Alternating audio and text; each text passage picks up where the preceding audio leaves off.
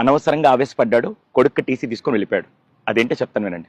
Prayer 9 గంటలకు start అయ్యి పిల్లలందరూ లేట్ కమర్స్ అందరూ బయట వెయిట్ చేస్తుంటే ప్రేయర్ కంప్లీట్ చేసుకొని 9:10కి ప్రిన్సిపల్ గారు బయటకు వచ్చి ఎవరెవరైతే లేట్గా వచ్చారో వాళ్ళని క్వశ్చన్ చేస్తూ నార్మల్గా వాళ్ళ చేత గుంజలు చూపిస్తుంటే ఈ లోపల ఒక తండ్రి 9:15కి వాళ్ళ కొడుకుని దింపేసి కార్ రివర్స్ చేస్తూ వాళ్ళ కొడుకు బయటే ఉన్నాడని తెలిసి మళ్ళీ కార్ ఆప్ బయటకు వచ్చి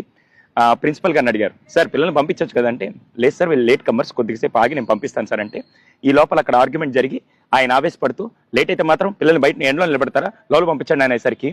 ఆయన ఆవేశాన్ని చూసి ప్రిన్సిపల్ గారు ఏం మాట్లాడకుండా వెంటనే అటెండెంట్ పిలిచి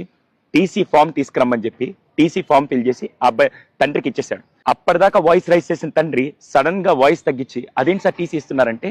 సార్ చదువు ఎక్కడ నేర్పించవచ్చు కానీ పిల్లలకి నేర్పించాల్సింది ఈ వయసులో డిసిప్లైన్, అందులో లేటుగా వచ్చారు కాబట్టి నేను ఆ డిసిప్లైన్ ఈ స్కూల్లో ఈ వయసులో నేర్పించకపోతే రేపు పెద్దయ్యాక వాళ్ళు ఎక్కడ నేర్చుకోలేరు, అటువంటి డిసిప్లైన్ నేను నేర్పిస్తుంటే ఇంతమంది పిల్లల ముందు మీరు నన్ను క్వశ్చన్ చేశారంటే ఇటువంటి పేరెంట్స్ నాకు వద్దు సార్ అని చెప్పి టీసీ ఇచ్చేసి పంపించేశారు. చూసే వాళ్ళందరూ నాకు క్వశ్చన్ అడుగుతాను, మీలో ఎంతమంది చిన్నప్పుడు స్కూల్కి లేట్గా వచ్చినందుకు పీఈటీ సార్ చేత దెబ్బలు తిని ఆ తర్వాత అక్కడ గోడ కుర్చీయో లేకుంటే గుంజిళ్ళు తీసి పనిష్మెంట్ తీసుకొని ఆ రోజు డిసిప్లిన్ నేర్చుకున్నారు కాబట్టి ఈ రోజు సమాజంలో గౌరవంగా ఉన్నాం.